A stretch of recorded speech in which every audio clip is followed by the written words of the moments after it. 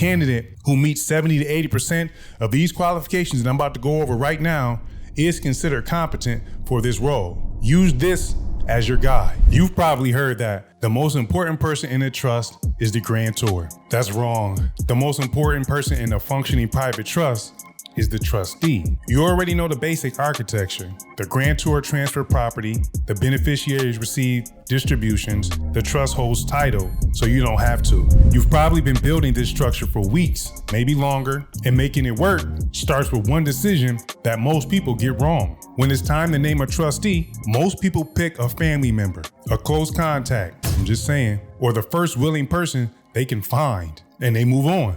That feels like progress. It isn't, because the trust only functions as well as the person holding the seat. A trustee who isn't qualified doesn't just slow the trust down, they can expose the assets, fail the beneficiaries, and in the worst case, collapse the structure entirely. That's the conflict sitting inside most trusts right now. Not a bad structure, not missing paperwork, a qualified structure held together by an unqualified person. This video is going to change that. We're walking through the exact qualifications a trustee must bring: the education, the business experience, the financial literacy, the legal temperament, the availability, credit standing, and even the political posture that makes a trustee someone the trust can actually depend on. Whether you're appointing a first trustee right now or evaluating someone already sitting on your trust board, you'll walk out of this video knowing exactly who belongs in that seat and who doesn't. If the grantor is the architect of the trust, the trustee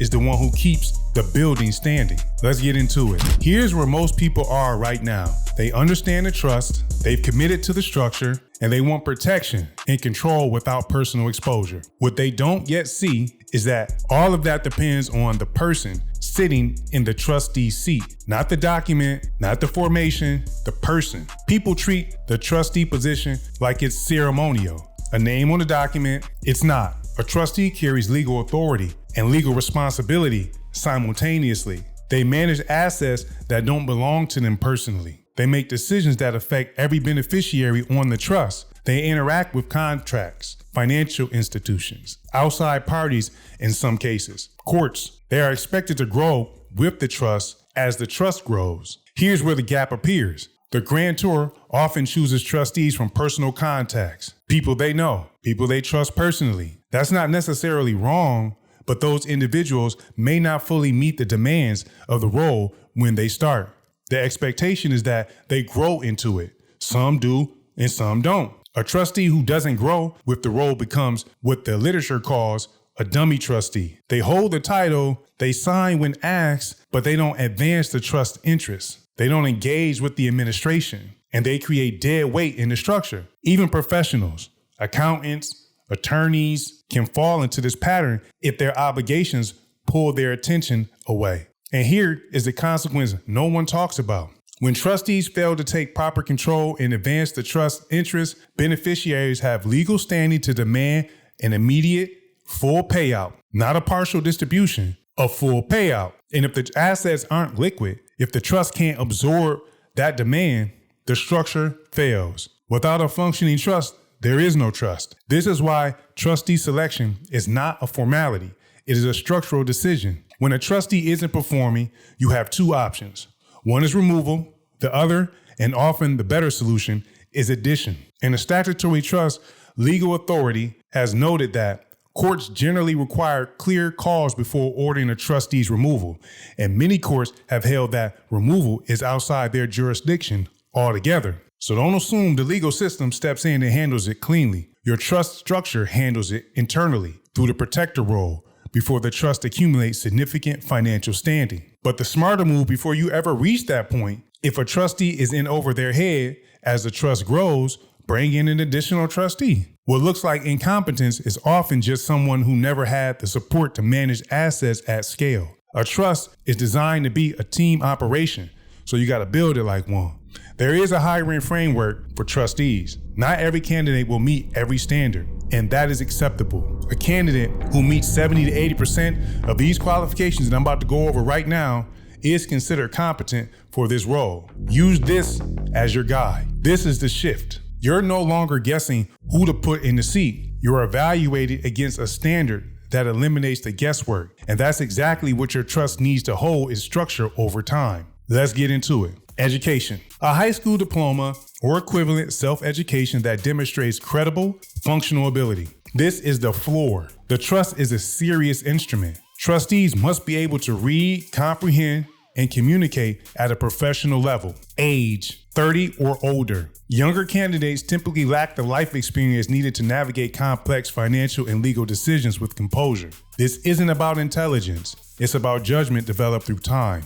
No shade to my young ones out there, because I know y'all getting money. Communication. The trustees must be able to write clear letters and reports. They need a computer. They must be internet proficient for research and coordination. Email correspondence is non-negotiable in an active trust. They must be able to send and receive scanned documents and have access to a fax machine when documents require fast turnaround signatures. If a candidate can't operate at that basic communication level, they can't serve the trust effectively. Bookkeeping and accounting. A minimum of 2 years experience is ideal. If that background doesn't exist, a genuine willingness to learn is essential, and resistance in this area is a disqualifier. The trustee doesn't have to do the accounting themselves, but they must understand the basics. They must be able to read an income statement and balance sheet. That is the standard. Financial literacy. Connected to accounting but broader, a trustee must be able to read financial reports or commit to learning. Investment familiarity is nearly essential. If the trustees on the board lack this background, the grantor must carry it. Financial connections and investment literacy are among the most important assets for generating cash flow and making meaningful distributions to beneficiaries. Legal comfort. The trustee should not be intimidated by legal matters. Curiosities about law is a healthy quality here. Most people avoid legal confrontation by instinct, but a trustee needs to be willing to engage when engagement is required. With proper support, legal matters inside a well-structured trust are manageable. Very few trusts face serious disputes, but the trustee must be the kind of person who won't freeze when it arises. Business experience, minimum 5 years. This is one of the most important qualifications on the entire list. Business experience develops decision-making under uncertainty, relationship management, and operational discipline. The more experienced the candidate, the more valuable they are in the trustee seat. Age works in their favor here. Before we get into the financial qualifications, the ones most candidates quietly fail, if this is the first time you're seeing how a trust is built from the inside out, you need the foundation underneath all of this. Subscribe to this channel right now and watch this video to the end, because what's coming next is where the structure either holds or breaks. When you're ready to go deeper, join the school community waitlist. The link is below. And download the free What is a Trust ebook linked in the description. The Trust Book GPS is pinned in the comments. Grab it. It maps everything you need to understand before you make a single structural decision. The next 3 qualifications are where most damage happens, not because of missing skill, but because of how the candidate lives. This is the section that separates a functional trustee from a structural liability. A trustee who is locked into a 9-to-5 cannot serve the trust effectively. The trust is not a side project. It is not something you tend to when work permits. It must be a priority. I'm taking it slow. A trustee who is frequently traveling, routinely unavailable, or unable to respond in a reasonable time frame creates operational gaps, and operational gaps create risk. If one trustee is traveling, the other must be accessible near the trust location. Availability is a structural requirement, not a preference. A qualified trustee should have read books on trust or carry some working familiarity with the structure before stepping into the role. And this is an ongoing requirement, not a one-time box to check. The trust landscape, the legal environment, the financial tools available inside a well-managed trust, they evolve. A trustee who stops learning becomes a liability. Credit standing. At least one trustee must carry an excellent personal credit rating. Here's why this matters practically. A credit card under the trustee's personal name can be assigned to the trust for operating expenses. That card must be used for trust purposes only, not personal charges by any trust member, ever. Before the card is activated for trust use, minutes must be created establishing the trust responsibility for the account. Done correctly, This arrangement actually strengthens the trustee's credit rating over time. Timely payments is expected. This is a non-negotiable. Political neutrality. Trustees may not carry political affiliations that draw attention to the trust or its assets. No financial ties to controversial causes. No appearances at rallies or protests. No public political involvement that can be connected directly or indirectly to the trust structure. A grantor may participate in public causes personally. Trustees may not. Political involvement is one of the fastest ways to expose a trust to scrutiny it doesn't need. The trust operates privately. The trustees must operate privately. So here's a shift that changes everything once you have this framework in hand. Most people approach trustee selection like they're picking a point of contact.